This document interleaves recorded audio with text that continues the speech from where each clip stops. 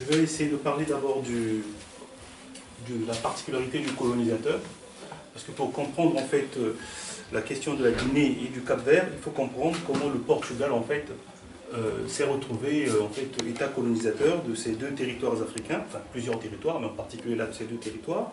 Ensuite, on parlera de l'origine des mouvements de libération, dans le cas du PIGC, le Parti africain de l'indépendance, le Parti africain pour l'indépendance de la Guinée-Bissau et du Cap-Vert. Et enfin, on parlera de l'assassinat d'Amilcar Cabral et de l'indépendance finalement de la Guinée. Alors, le Portugal, si vous voulez, c'est dans l'histoire en fait de ce qu'on appelle la colonisation, est un pays qui a participé de façon assez active depuis à peu près le XIVe siècle en fait à l'aventure coloniale occidentale. Alors, ils appellent ça en général les explorateurs, donc ils y donnent en fait, si vous voulez, une expression beaucoup plus scientifique, de la curiosité des gens, des gens qui sont curieux de découvrir le monde, comme si avant cette aventure coloniale, le monde ne faisait pas des échanges. On sait bien que depuis l'Antiquité, les échanges existaient entre les civilisations. On n'a pas attendu les Diego Cao, les De Brazza, les Stanley, tous ces gens-là pour que les peuples puissent échanger. Non, ça fait partie plutôt de l'expansionnisme nationaliste occidental, parce qu'effectivement l'Occident, notamment l'Europe ici, se battait avec un nationalisme violent, d'abord entre eux-mêmes, et pour pouvoir augmenter leur capacité de puissance, il fallait s'élargir encore dans le monde. Donc ils ont une autre vision des relations qui existaient déjà dans le monde, qu'ils ont voulu imprimer pour en fait se donner plus de puissance, puisque ça faisait partie de l'époque. Il fallait avoir un empire, chacun d'entre eux, pour pouvoir espérer augmenter sa richesse.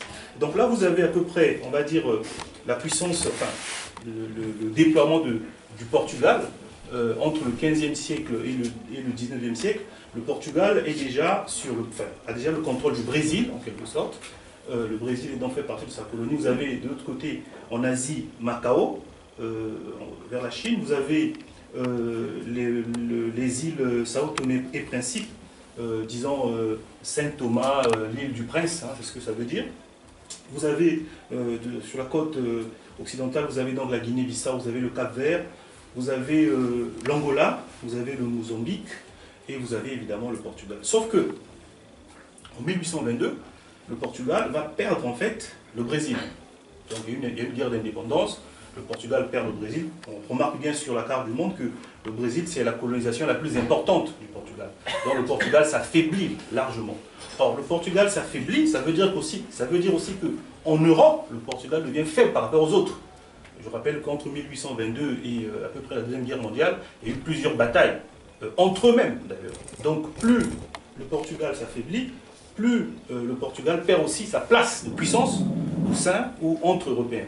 Et donc, quand le Portugal s'affaiblit en perdant le Brésil, et donc le Portugal va développer une autre forme de colonisation, beaucoup plus violente, pour essayer de garder ce qui lui reste. Donc les colonies africaines, en particulier l'Angola, le Mozambique, la Guinée-Bissau et le Cap-Vert, vont devenir des proies, on va dire, assez fortes pour que le Portugal ne puisse pas complètement décliner. Alors, il faut remarquer que le Portugal va être, pour éviter en fait de perdre complètement sa puissance, va être l'un des initiateurs de la conférence de Berlin de 1885. Si le Portugal demande avec beaucoup d'insistance cette conférence, c'est parce que le Portugal veut protéger ce qui lui reste à travers un traité entre Européens, puisqu'on a bien vu que les Européens entre eux-mêmes, notamment dans les empires des uns et des autres, il y a des guerres. Hein, tout le monde connaît ce qu'on appelle le syndrome de Fashoda. Le syndrome de Fashoda, c'est le commandant marchand français, le capitaine marchand, je crois, français, et Kirchner, qui était le représentant des Anglais au Sud-Soudan, qui se sont accrochés presque à l'affrontement, et les Anglais ont gagné cette bataille parce que les Français voulaient élargir leur influence depuis l'océan Atlantique jusqu'à l'océan Indien. Ça faisait un arc, ils ont été bloqués à Fashoda. Le Portugal va donc être l'un des artisans en fait, de la conférence de Berlin pour qu'à travers un traité, ses voisins européens puissent respecter sa zone d'influence. Je disais tout à l'heure que le syndrome de Fashoda montre bien que même après le traité, même après la conférence de Berlin, les Européens n'ont pas cessé de se battre pour reprendre le contrôle des zones occupées par les autres. Ici, vous avez, par exemple, lors de la conférence de Berlin, vous avez ici deux types en fait, de colonisation qui s'affrontent. Vous avez les impérialismes un peu plus, on va dire, les puissances, les vieilles puissances impérialistes. Donc vous avez le Portugal d'un côté, vous avez la France, vous avez l'Angleterre, et les jeunes impérialismes, la Belgique et l'Allemagne. Donc ceux qui sont vraiment à l'origine de la conférence de Berlin, ça fait partie des vieilles puissances impérialistes, donc dans le Portugal, parce qu'ils estiment que si on continue comme ça, on va perdre nos parties ou bien nos puissances, et donc il va falloir faire un traité pour pouvoir protéger ces aspects-là. Vous avez là l'image de Fashoda. Donc vous avez ce point qui est le Sud-Soudan d'aujourd'hui, hein, ce qu'on appelle Fashoda. Donc l'affrontement qui a failli avoir entre la mission française et la mission britannique, on va dire, et ce qui a donné en fait lieu à la victoire britannique. Ce syndrome a causé ici en France presque un traumatisme national, le syndrome de Fashoda. D'ailleurs, la guerre de Biafra, on a aussi réveillé le syndrome Fashoda sous De Gaulle. Et donc, la France voulait partir d'ici jusqu'à l'océan Indien.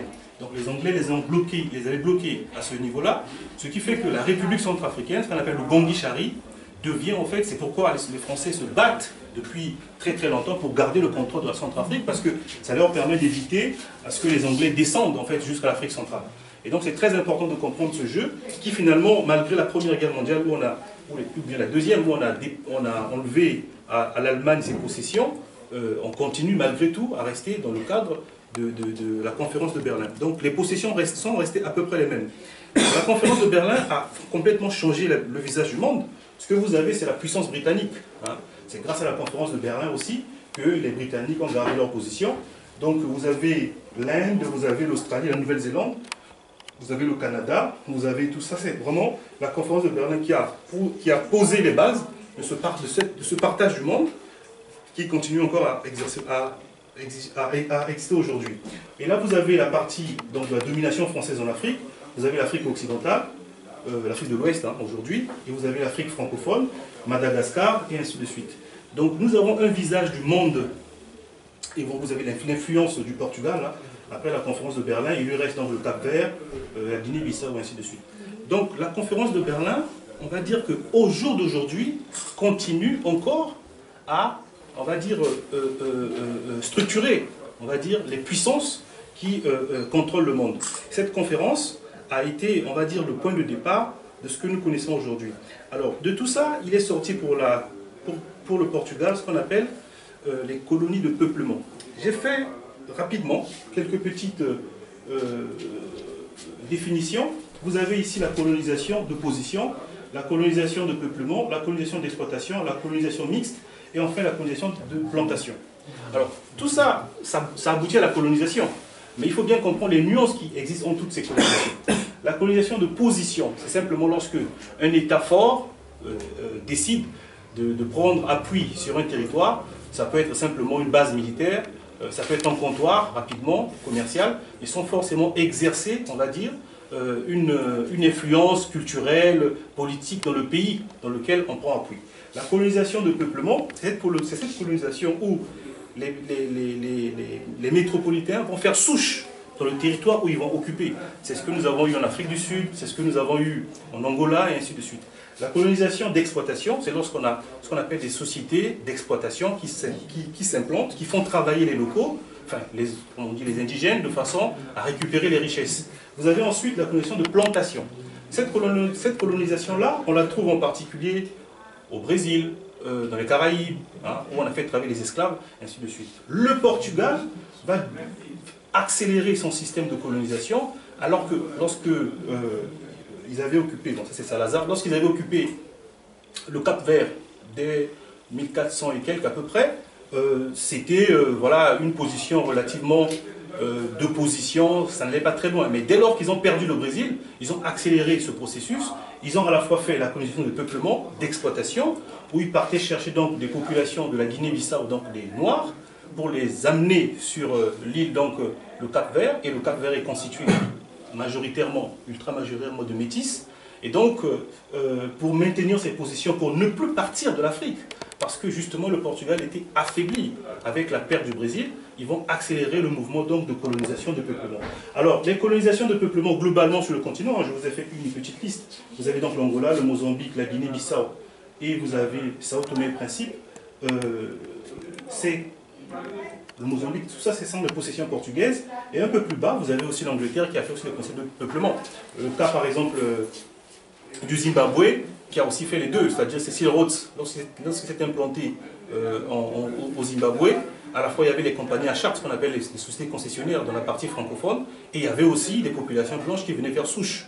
Si bien que quand on fait ce genre de colonisation, il est plus difficile de se débarrasser après de ces colonisateurs, parce qu'ils ont pris, on va dire, possession, et par le sang, il faut le dire, puisqu'ils font le mélange de populations, par le métissage, et ainsi de suite. Donc, on va donc passer à l'origine des mouvements de libération, notamment le cas du PAIGC. Alors, pour comprendre les mouvements de libération au Portugal, il faut remonter en fait à la fréquentation, ou encore au Portugal, notamment à Lisbonne, là où les étudiants africains se rencontraient. Donc tout à l'heure, je vous ai montré les possessions portugaises, l'Angola, le Mozambique, et puis le Cap-Vert et la Guinée-Bissau. Donc vous avez ces trois personnages qui représentent en fait les figures qui ont conduit, on va dire, ces luttes de libération. De ces trois personnages, ce sont, on va dire, des étudiants qui se sont rencontrés à Lisbonne à l'époque, lorsqu'ils étaient dans les années à peu près 45 à peu près, faisant leurs études. Ils avaient créé ce qu'on appelait la Maison des étudiants africains de Lisbonne.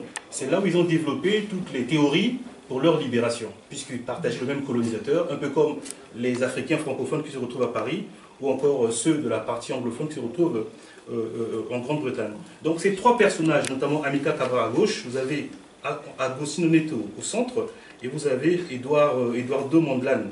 Ces trois personnages vont représenter les figures des luttes de libération contre le colonisateur portugais, on va dire à partir des années 55 à peu près. Et donc c'est dans ce contexte global que va émerger un de ces trois, donc c'est Amilcar Cabral, c'est le cas qui nous intéresse ce soir. Alors la création du PAIGC ne peut pas se comprendre sans le personnage même d'Amilcar Cabral. Amilcar Cabral, c'est un Cap-Verdien, un métis, puisqu'il faut bien comprendre qu'à l'époque où le Portugal dominait, le Portugal avait créé une sorte de stratification raciale, c'est-à-dire que les Cap-Verdiens qui étaient métis servaient d'intermédiaires entre les Européens portugais et les Noirs, notamment ceux de Guinée-Bissau. Il se trouve que ces métis sont globalement le mélange des Guinéens noirs qu'on a déportés au Cap-Vert et des Européens. Et donc cette stratification raciale faisait que les métis avaient droit à l'éducation, alors que les Guinéens noirs n'avaient pas d'éducation. Globalement, en tout cas, une écrasante majorité. Et Cabral est métis, il se retrouve donc à Lisbonne pour faire des études d'agronomie. Et après ces études d'agronomie, il est donc en mission pour le Portugal, en Angola, en Guinée-Bissau et puis au Cap-Vert pour aller faire des études, pour comprendre à peu près les problèmes agraires et trouver des solutions. Et c'est là où, en tant que métis capverdien, c'était pour la première fois pour lui de rentrer dans la Guinée-Bissau profonde en fait. Parce qu'à l'époque, quand il venait en Guinée-Bissau, il s'arrêtait à la capitale. Et donc, par rapport à son travail d'agronome, il va se rendre compte de ce que les Noirs Guinéens-Bissau, en tout cas, vivaient dans les campagnes. Et il a fait aussi un travail en Angola. Et il a pris conscience de la situation. Depuis l'Angola, il a participé d'ailleurs à la création du MPLA avec les amis angolais. Et quand il revient en Guinée-Bissau, lui qui était capverdien, il se rend compte que les deux problèmes sont tellement liés, que les deux territoires sont liés par le sang, comme je viens de le dire tout à l'heure, mais qu'il ne pouvait pas, lui, se considérer métis favorisé par rapport à l'autre partie noire qui était en difficulté. Et donc, c'est à partir de là qu'avec quelques amis, en 1956, ils vont créer le PAIGC. Donc, d'abord le PAI, ils appellent comme ça, le Parti africain pour l'indépendance. Ils vont ajouter après, pour la Guinée-Bissau et le Cap-Vert, par rapport à leur réflexion qui avait abouti au fait que, pour qu'ils aient un État fiable, il faut que les deux soient réunis. Sinon, après l'indépendance, il y aura des problèmes créés par le colonisateur, pour avoir favorisé les métis, qui d'ailleurs, les mêmes métis capverdiens, en Guinée-Bissau, occupent toutes les fonctions administratives importantes. Donc, les mêmes métis au Cap-Vert, sans majoritaire, occupent les fonctions importantes entre les Européens et les Noirs, et en Guinée-Bissau, c'est la même chose. Donc, vous voyez, donc, la colonisation a créé des problèmes extrêmement compliqués pour Amilcar Cabral. Alors, comment est-ce qu'on arrive à ce qu'on appelle un mouvement de libération nationale? On en arrive lorsque, après avoir créé donc, le PIGC en 1956, Cabral et les autres pensaient que, par rapport à un rapport de force politique, une agitation politique, comme cela se faisait dans les autres zones d'influence britannique ou bien française, francophone si vous voulez, on allait aboutir à quelque chose qui correspond à une espèce d'autonomie interne, à un gouvernement local, ce qu'on appelle la loi cadre dans le cadre francophone, ou encore des self-gouvernements dans le cadre anglophone, en quelque sorte. Rien. Les Portugais ne veulent rien savoir. Les Portugais sont obtus, et là, ils vont réprimer, puisqu'à l'époque, ce sont les travailleurs en général qui sont de fer de lance de tous les mouvements, que ce soit au Ghana, un peu partout. Et là, les dockers, en fait, Guinée-Bissau, vont manifester en 59. En août, il va y avoir un massacre pas possible. Malgré l'appel du PIGC au gouvernement portugais de passer plutôt au dialogue politique, ils ne veulent rien savoir. Le massacre va être à un tel niveau. Il y a 50 travailleurs qui sont tués d'un seul coup, et il y a des autres massacres qui se perpétuent. Voilà. Mais ce qu'on a compté, le jour où il y a eu cette manifestation, je crois que c'est un 3 août, il y avait 50 morts tout de suite par la répression portugaise, sans compter les blessés et autres. Et donc là, ils vont faire donc un changement de stratégie. Le PIGC va donc faire un rapport confidentiel analysant la situation pour passer de l'agitation politique à la libération, ou à la lutte pour la libération nationale, c'est-à-dire à un mouvement armé. Et donc, il faut bien comprendre que Cabral, contrairement au moment où l'Afrique connaît des chefs rebelles, Seleka, des Kunda, un peu, des gens un peu qui exploitent les populations, il faut comprendre que sur ce continent africain, il y a eu des rébellions avec une réflexion, avec un contenu idéologique. C'est-à-dire que Cabral va se rendre compte qu'il faut passer à la vitesse supérieure. Pour passer à la vitesse supérieure, il fallait poser 3 problèmes.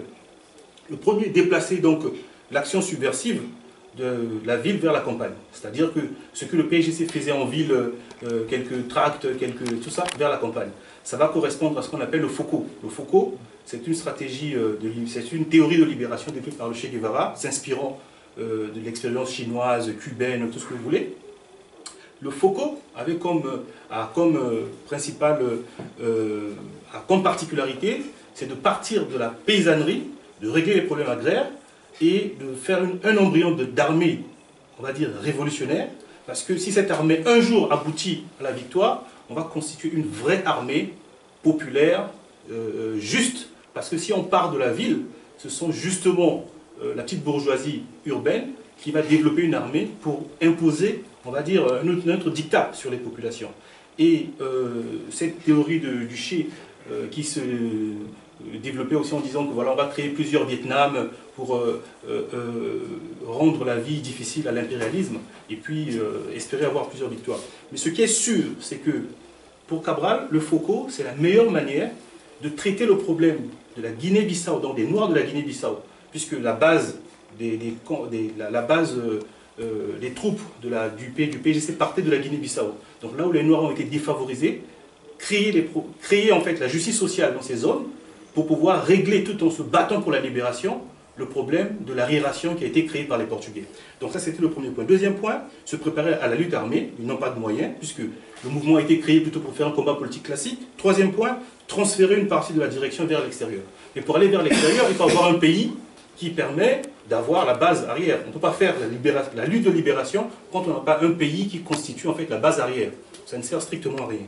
Et donc, à ce moment-là, il y a des obstacles. Les obstacles pour cette stratégie. 90% de la population est analphabète. En particulier les Noirs de la Guinée-Bissau. Là où va se statuer la lutte. Plus de 400 ans, on va dire, de colonisation portugaise, on ne compte que 14 personnes qui ont bénéficié de la formation universitaire. 14! C'est pas évident. Ensuite, vous avez les Cap-Verdiens qui représentent la principale élite indigène. Donc ça pose des problèmes de relations entre les Noirs et les Métis. Vous avez les archaïsmes culturels, c'est-à-dire que il y a des archaïsmes culturels qui font que les populations ayant été restées longtemps dans un système de repli, c'est-à-dire ils ont développé des aspects qui considèrent qu'on ne peut pas se battre contre le blanc. Ça devient presque des facteurs culturels, alors que ce n'est pas possible. Et l'absence de base de pays voisins, comme je l'ai dit tout à l'heure, et l'absence de militants aguerris aussi. D'accord? Or, Cabral va se révéler un grand stratège, un grand diplomate et un idéologue hors pair.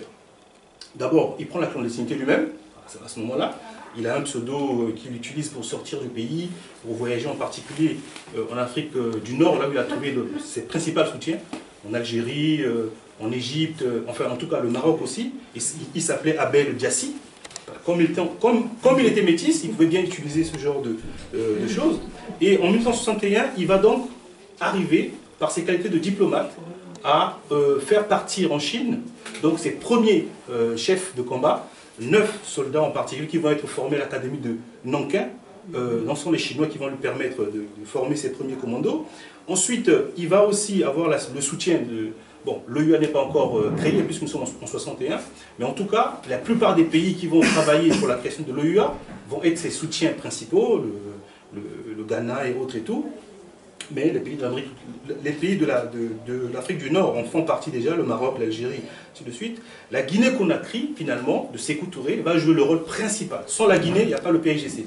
La Guinée-Conakry, de Sékou Touré, va donc héberger la direction du PAIGC. Mais il faut dire que déjà, avant ça, le MPLA, tout à l'heure dont j'ai parlé, de Agostinone, avait trouvé aussi comme siège au départ en Guinée-Conakry.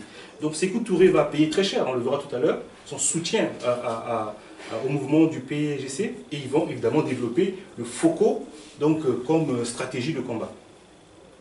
Alors Cabral, c'est quelqu'un qui ne veut pas seulement le soutien militaire pour le soutien militaire. Par exemple, la plupart des révolutionnaires africains à cette époque, quand ils partaient voir Castro, ils prenaient tout. Les armes, les combattants, tout ce qu'on veut. Cabral ne voulait pas que les Cubains se battent à la place des Guinéens. Il voulait les moyens, mais il voulait que les Guinéens, dans la lutte pour l'indépendance, construisent une nouvelle identité. Ainsi, ils vont dépasser les problèmes qui ont été créés par le colonisateur portugais. Donc pour lui, il a vu certains pays africains être indépendants et des problèmes ethniques se montaient. Et pour lui, dans cette construction-là, il fallait absolument partir de là. Ensuite, il met en place un programme face aux archaïsmes culturels dont j'ai parlé tout à l'heure, par exemple. Il va travailler sur une notion très importante. Et là, vous allez voir la différence entre le Mobutu, le Zaïre de Mobutu et la Guinée de Cabral. Cabral qui n'est pas encore chef d'État, qui en fait projette de libérer les zones de son pays par rapport à cette stratégie. Il va utiliser ce qu'on appelle la cérémonie d'initiation, notamment lorsqu'on veut passer de l'âge mineur à l'âge adulte, dans les bois sacrés. Il va utiliser cette cérémonie-là pour dire qu'un homme africain, quand il passe de cette étape de mineur à étape majeure, dans cette stratégie initiatique, il ne devient homme que s'il est capable de libérer son pays. Alors que Mobutu va utiliser la même chose pour inculquer aux garçons que vous devenez homme, vous devez jurer par le serment, travailler toujours pour le président Mobutu Sese Seko Kukubendu Wazabanga, c'est-à-dire pour son éternité. Pro-impérialiste, qui fait subir au pays une domination extraordinaire, et il introduit dans ce genre de choses, il utilise en fait même les structures traditionnelles pour pouvoir perpétuer, avec cette théorie de l'authenticité, ainsi de suite, que tout le monde sait, pour pouvoir en fait perpétuer sa domination, évidemment son côté nocif pour la liberté des populations. Donc Cabral va utiliser tout ça pour pouvoir faire de la culture aussi un support pour se libérer, une culture progressiste au fond. Et il va mener des campagnes, donc il va faire tout un programme d'alphabétisation pour toutes ces populations arrière de la partie arrière de la Guinée-Bissau, pour que ce que le colonisateur n'a pas fait, que le mouvement de libération le fasse déjà. C'est un mouvement qui n'a pas d'officier, qui n'a pas de grade. On n'a qu'un commandant en chef et il y a des élections régulièrement. Donc ça, on n'est pas chef à vitam aeternam. Dans le mouvement du PAIGC, Cabral a conçu son mouvement pour qu'il n'y ait pas de grade, surtout pour briser aussi la domination des métis. Lui-même était métis, pour dire que ce n'est pas parce qu'on a fait des études, parce qu'on a des références académiques, que de facto on est chef. Mais ce n'était pas facile, puisque le mouvement du PAIGC au départ souffrait de l'idée que les métis étaient les chefs partout. D'ailleurs, vous allez voir dans son assassinat, les Portugais vont utiliser ça en fait. Or, Cabral avait instauré ça de telle manière que, soit par la praxis militante et la praxis sociale, que l'homme soit valorisé dans la société. Et donc, on va aussi remarquer que Cabral va revendiquer 5000 adhérents dans un contexte répressif extraordinaire. Avoir 5000 adhérents, aujourd'hui nous peinons, nous, avec Internet, tout ça, pour pouvoir mobiliser, on peut comprendre ça. Donc, quand on en arrive en fait à l'assassinat d'Amilcar Cabral, alors comment les Portugais décident finalement de passer à son assassinat? Il faut bien comprendre que il y a une impasse politique donc, qui est créée par le Portugal. Donc Cabral va lancer finalement sa première attaque. Je rappelle que le PIGC a été créé en 1956. En 1959, il y a la répression de Pic Didi, la fameuse répression des 50 travailleurs. Et en 60-61, Cabral va décider de changer de stratégie politique. Entre 61 et 63, il se prépare pour la guerre. Quelqu'un tout à l'heure disait qu'on ne fait pas la guerre comme ça, il faut la préparer. Donc il se prépare pour la guerre, la diplomatie, la formation, ainsi de suite. Il ne pouvait pas rentrer en guerre comme ça. Ces premières attaques contre les positions portugaises se réalisent en 1963 finalement. Okay. Ensuite, la guerre éclate finalement entre le Portugal et le PIGC, mais c'est une guerre sauvage, barbare, particulièrement meurtrière. Le Portugal va faire tout ce qu'on ne peut pas faire dans une guerre en quelque sorte. Il a des moyens aériens, c'est un membre de l'OTAN. Le Portugal, par exemple, fait des chantages à l'OTAN parce qu'il y a la position de l'OTAN sur les Açores, l'île des Açores, qui est portugaise normalement, mais l'OTAN utilise ça comme base de composition éventuellement de départ en cas de conflit. Et malgré les sanctions de l'ONU, le Portugal fait très mal aux positions de Cabral. Mais Cabral continue à mobiliser dans cette situation. Et l'avantage aérien donc, du Portugal va faire traîner le dénouement de la crise. À chaque fois, les Portugais vont considérer que comme ils peuvent bombarder, et même quand ils bombardent, ils viennent par la suite, ils brûlent des villages entiers.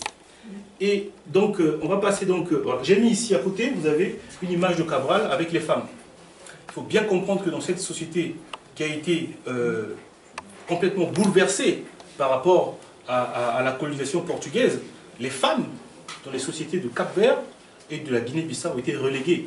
Parce qu'il faut rappeler que le Portugal a mis quand même un long moment, 2 ou 3 siècles déjà sur le Cap-Vert, c'est en 1879 à peu près, qu'il décide finalement de coloniser complètement la Guinée-Bissau. Mais il y avait déjà une espèce de colonisation de position. Le Portugal était déjà là, mais il ne faisait pas la même colonisation. C'est quand on perd le Brésil que plus tard le Portugal décide d'accélérer la colonisation de la Guinée. Et là, vous voyez, les femmes sont armées, formées pour faire la guerre avec les hommes. Ils considèrent que c'est dans ce processus qu'on va régler le problème d'égalité. Parce qu'une fois que la guerre sera finie, les hommes ne pourront pas dire « n'est que nous qui avons fait la guerre ». Tout le monde aura fait la guerre, tout le monde aura libéré le pays, et il n'y a aucune raison de laisser les femmes de côté. C'est une révolution dans cette société qui a été comprimée dans une espèce d'archaïsme comme ça tout le temps. Vous avez donc la guerre sauvage. Alors, le PIGC se bat donc contre la coalition de l'OTAN, finalement, parce que ce n'est pas que le Portugal qui est en face, hein. C'est toute la stratégie, toute l'OTAN qui s'organise, en fait, pour pouvoir maintenir, en fait, la position du Portugal. Et le Portugal fait mieux. C'est-à-dire que le Portugal va demander aux pays européens et américains venez contribuer dans le capital d'exploitation. C'est une colonie d'exploitation. Donc il y a des capitaux français, américains, en Guinée-Bissau et au Cap-Vert, au moment où il y a la guerre, pour que tous soient impliqués de telle manière qu'ils puissent garder cette position. L'avantage aérien des Portugais va faire traîner, comme j'ai dit tout à l'heure. Là j'ai mis la première femme noire de la Guinée-Bissau que Cabral a envoyée en formation en URSS. Elle a été donc formée en URSS et elle est revenue commandant en fait les troupes sur le combat. Et donc, vous avez un tournant qui va se passer à ce moment-là. Le tournant, c'est que Cabral va avoir accès aux missiles solaires. Et là, ça va être extraordinaire. C'est-à-dire que tous les avions portugais, les Do-27, les T-6, les Fiat, les Alouette 3, les Nord Atlas, tous ces engins-là vont commencer à être détruits à chaque fois que ça survole les territoires libérés. Tous ceux qui ont visité les territoires libérés peuvent vous dire comment, en l'espace de 10 ans, Cabral a construit des internats, a construit des petits centres de soins de première nécessité. En tout cas, ça a été extraordinaire. Et les Portugais, à chaque fois, il fallait bombarder ces zones qui, après, il fallait reconstruire. Ça leur prenait 2 fois 8 mois, 6 mois. C'était tellement difficile pour eux. Alors, quand Cabral a accès aux missiles solaires, finalement, le trouble, le doute rentre du côté portugais.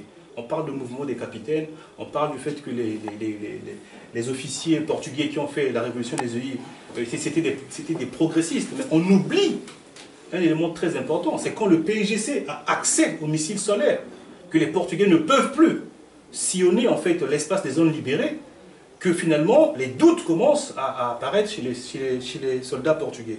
Et donc au vu de la faiblesse donc, du Portugal, Cabral va en profiter.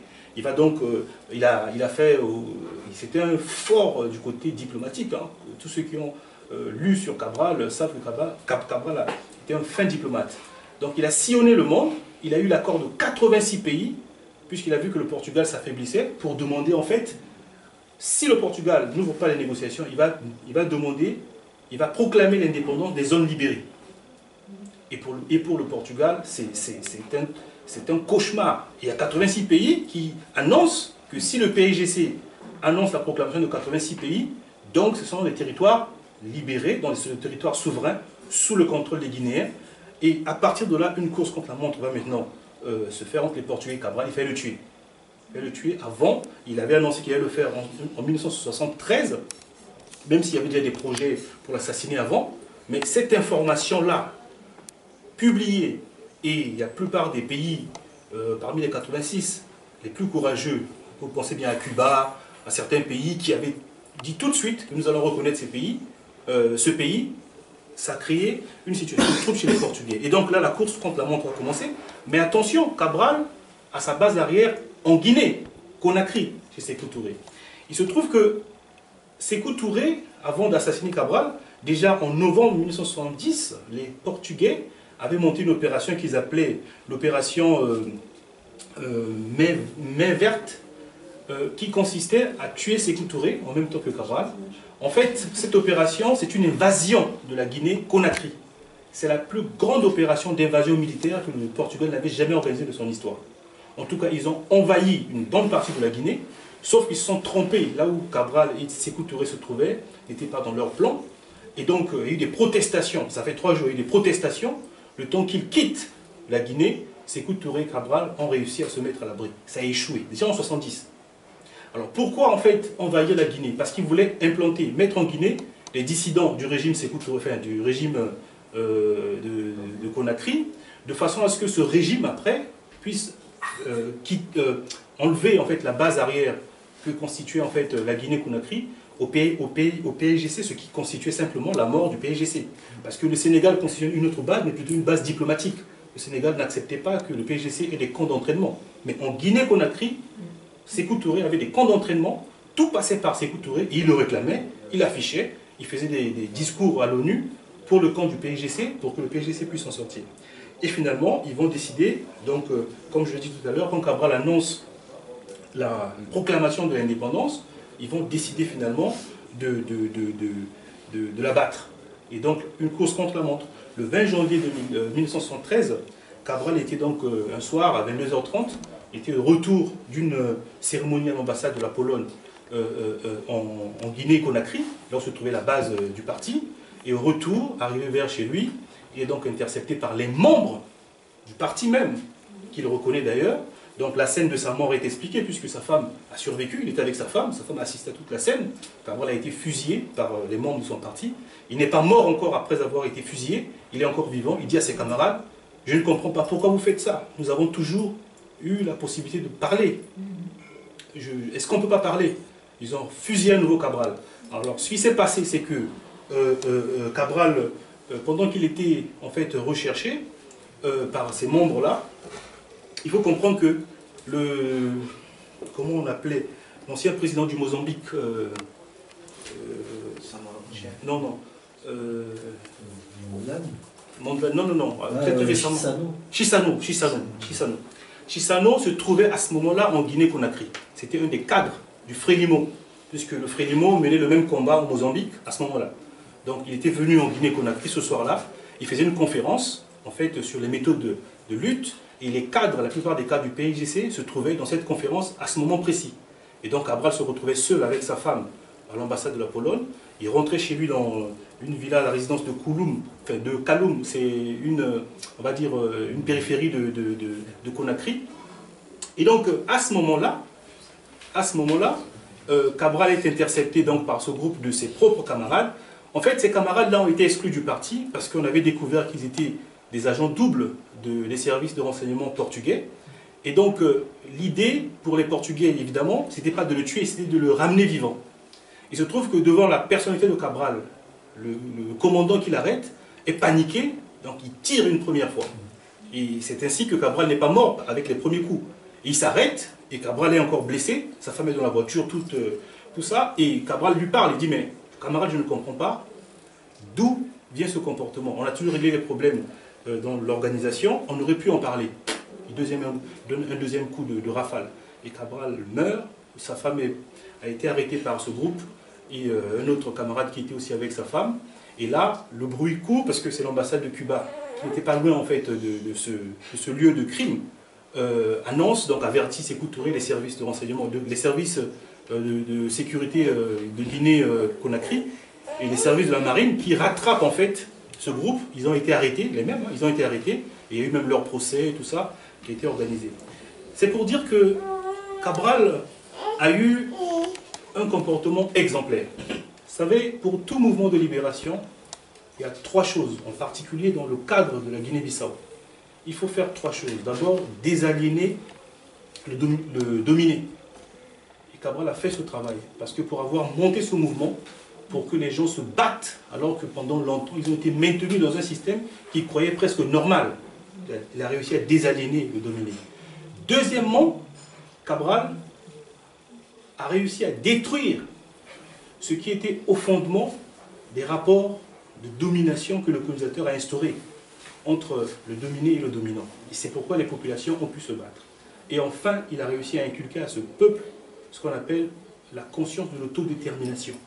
Parce que l'autodétermination ne vient pas tout seul. Il faut tout un processus. Si ce n'est pas clair, à un moment donné, même quand vous vous battez, vous allez en fait revenir et vous allez avoir des doutes. Cabral a réussi à faire tout ce travail idéologique de désaliénation, de destruction des éléments qui sont au fondement de rapports que le dominateur a mis chez les dominés. Et enfin, il a réussi à inculquer à sa population, en tout cas, l'autodétermination, ce qu'ils ont fait admirablement. On peut dire qu'Amical Cabral est dans le panthéon des dignes fils de notre continent. Il a rejoint donc les Boganda, les Félix Moumié, les Oumniobe, les Murtala, les Thomas Sankara, les Steve Biko, les Osende Afana, les Marcus Garvey, les Malcolm X, les Lumumba. Mandela aujourd'hui. Et Cabral a été un militant courageux. Nous devons lui rendre un grand hommage. Umoja Ninguvu.